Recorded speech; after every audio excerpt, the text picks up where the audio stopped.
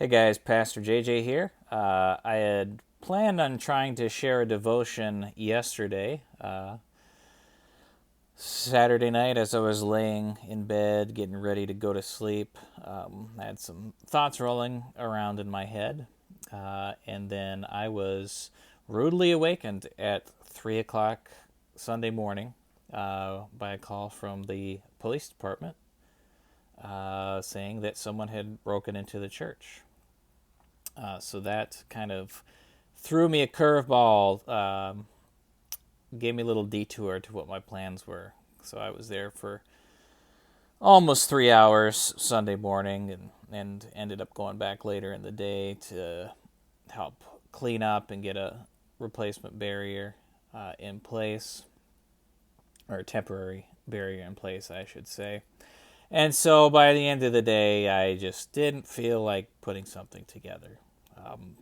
Daniel had pre-recorded a sermon, and I hope you were able to watch that. I thought it was good when I was recording it, and I plan to go back and rewatch that as I'm preparing for this week's message, and while I have a Bible in front of me so I can follow along a little bit better with his thoughts. But if you haven't seen that yet, I encourage you to check that out. But anyway, the devotion that I had planned was going to be based on obstacles and things happening that kind of mess up our plans and our goals. So I'm sitting in my garage at the house right now, as things have been kind of crazy the last week. I've spent some time in my office at the church, but I also had done a little bit of work out here, both in study, reading, but also trying to get the garage cleaned up a little bit. I had plans to get my garage cleaned up, really cleaned up and organized about 4 years ago. And I had some plans for putting up some more shelves for some books and a variety of other things. I can't really recall everything off the top of my head, but I wanted to make this kind of a office slash man cave type area, but also to have a working office out here, and also being able to have my tools and stuff organized so that I could do whatever work. But that Christmas, it was Christmas Eve, I broke my finger. And just with all of the rehab and things that went along with that, and having to have surgery and having a pin put in, I didn't get around to cleaning out my garage. And over the last, I guess it's closer to 3 years, I've been out here numerous times, moving things around, sometimes pulling a box out to organize the contents of that box and bring some things into the house or throw some things away. Or sometimes I maybe needed a book, and so I would go through and pull that stuff out. But I kind of let that obstacle snowball, and so I've, over the past 3 or 4 days, been spending some extra time out here getting ready. There's a project that we're planning on doing here at the house that's going to require some space for standing wood, and it's one of those things where you finally get a fire lit under your backside to get something accomplished, and that was what it took to get this done. But it's something that is potential. We have the potential every day to have obstacles come up in our plans. We plan to do something, and if it's at work, we got this project planned, we're going to start it, and then you got to go put out fires. There's other emergencies that come up. There's all sorts of things can happen, or at least the potential for that to occur is always there, as evidenced by my plans this weekend and my plans on getting my garage organized. Couple of questions that we probably need to ask ourselves is, how do we face our obstacles? So maybe write that down. How do we face our obstacles? Think about that. Maybe you have an answer. Maybe you have a quick answer because you don't face your obstacles. Something we all struggle with. We see an obstacle and we just say, all right, I'm done. This is clearly not the path I'm supposed to be on. And those types of obstacles exist, but they're not typically one-time obstacles. So how do we face our obstacles? And the second question is, do we let things become obstacles for us? I would say, in my case, yes. I often let things become obstacles because I don't want to deal with those obstacles. Sometimes we might let a project, like my garage, snowball out of control, and it gets to a point where there's so much stuff to do that I don't even want to start the project. I don't even really want to put the time involved into it because it's just going to consume every minute or more time of my time than I'm willing to give up. I've spent about 4 days out here this past week, several hours each day, and I've still got a lot of stuff to do. And the same can be said in our lives. Now, sometimes we have those projects, we have those plans that we want to take care of, those things we want to accomplish that are just physical things. Getting the house clean, reading a book, making our yards look nice, getting in touch with old friends, old acquaintances that we haven't talked to for a while. All sorts of things, but there's always the potential there for us to make an excuse. Normal day-to-day life, we have kind of a plan and a goal of what things we want to accomplish, what things are supposed to look like. But then we have an obstacle like this coronavirus pandemic that comes and just makes everything go crazy. Our sense of normal is completely disrupted. How do we respond to that? Does this become an obstacle for us in any way? Certainly, it does become an obstacle in certain physical ways. Some people are not able to work because their jobs are no longer viable to be performed due to risk. You think of my chiropractor closed. Can't go get a haircut right now. So there's those obstacles to the day-to-day. But then we also have spiritual obstacles.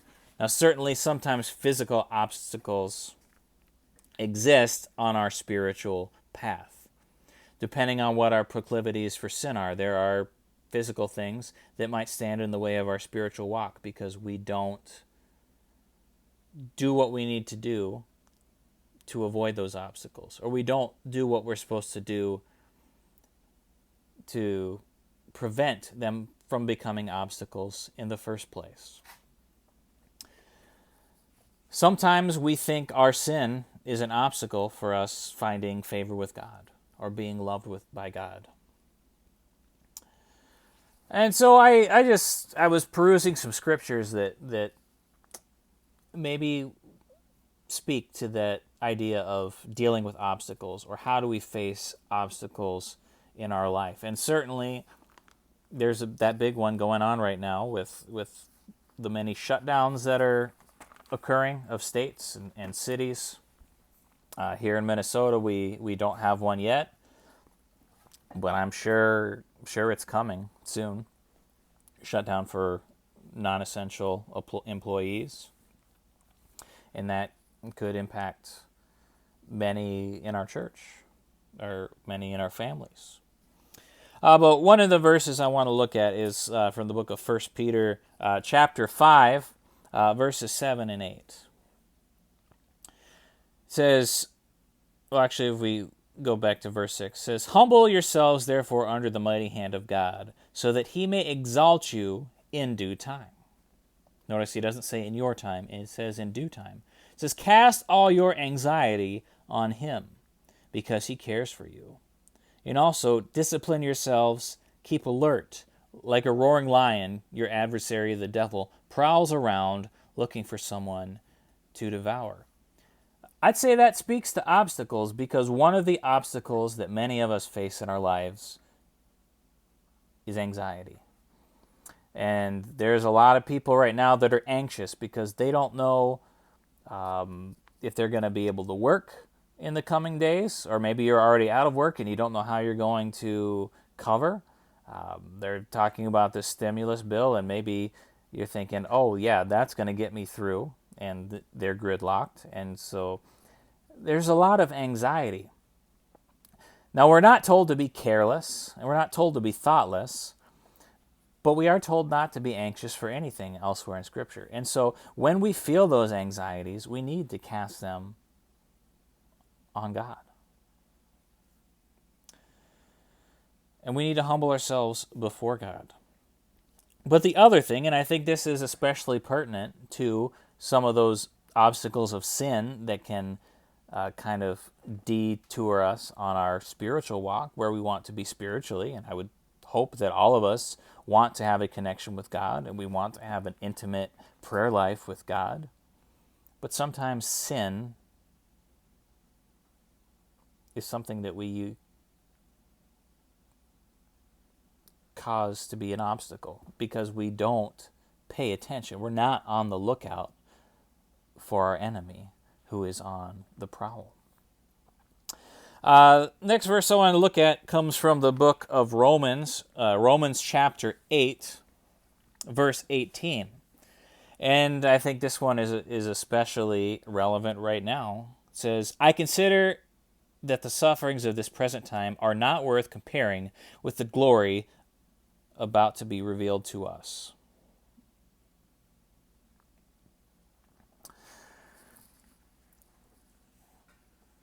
What we're facing now, it stinks. But we shouldn't let our anxiety, we shouldn't let our fear distract us from that hope that we have in the kingdom, for our longing for that kingdom. Because what we're dealing with now stinks. But that future hope that we have is far greater than anything that we have to deal with. So we need to keep that in perspective. Certainly none of us want to suffer, but knowing that we have a hope in Jesus returning and the resurrection and God's kingdom, that should help us to keep the current happenings in perspective. And the final two verses I want to share with you come from the Gospel of John. The first one is John chapter 16, verse 33. Jesus says, I have said this to you so that you may have peace. In the world you face persecution, but take courage. I have conquered the world. You know what? Sometimes we feel hopeless. And it's easier to feel hopeless if we're trying to take on this world. We're trying to make sense of everything. Or we're trying to have victory on our own volition. But for those of us that cast our hope on Jesus, who have our future staked to Jesus and the work that he performed on the cross of sealing us and marking us as cleansed when we accept his blood and when we're baptized and confess him as our Lord. We've already overcome the world through Jesus. Now, going back to Romans 8, yeah, we're going to have present suffering, but Jesus has already overcome the world. So we just need to keep our minds and our hearts focused on that coming day when he returns and puts the ultimate cap on his overcoming of the world. And the final verse that I want to look at comes from John chapter 14, verse 6. Jesus said to him, I am the way, the truth, and the life. No one comes to the Father except through me. There's a lot of theories out there on how the world came into existence. There's a lot of theories on who God is, if there is a God. In my experience, there's no doubt in my mind that the Bible is true. It's the thing that makes the most sense to me. I've heard lots of other theories, and they don't carry much weight.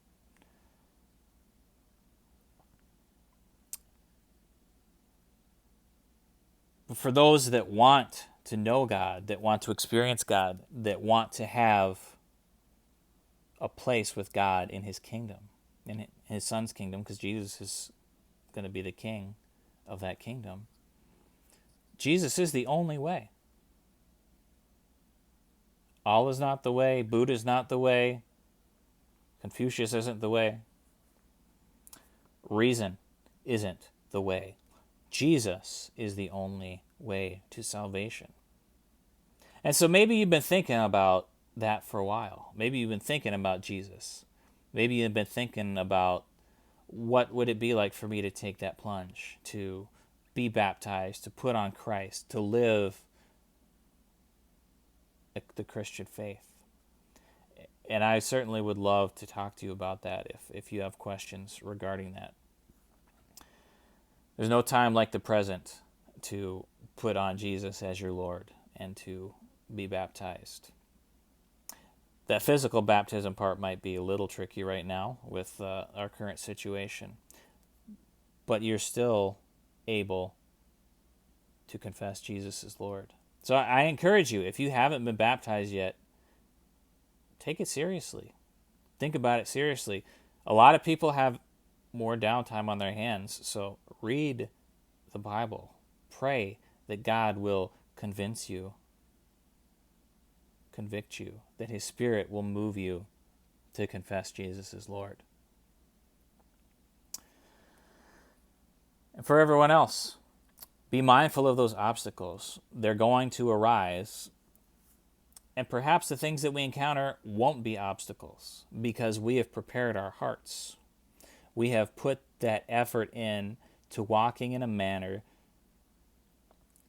and guarding our hearts in a manner that these inconveniences won't actually be obstacles, but perhaps will be opportunities to reach those that don't know Jesus yet. Anyway, that's all I got for you, but I wanted to get something out here. Stay tuned. I'm going to try to get a Zoom chat going on Wednesday night. You should see some communication about that coming out tomorrow or Tuesday. And so hopefully you're able to get on for that. We'll probably shoot for 6:30, which is our normal time for Bible study. I don't know what that's going to look like. We're going to try to have some prayer time, fellowship time, and maybe have a little devotion, or maybe just kind of see how everybody's doing and if they have any thoughts or questions or things that they want to discuss. But I encourage you to keep in the Word, even though we're not meeting together. It's important for us to continue to be in prayer and to be able to share with one another and to continue walking in a manner worthy of that gospel of Christ, as we looked at Philippians earlier this month. We want to live our lives in a manner worthy of the gospel.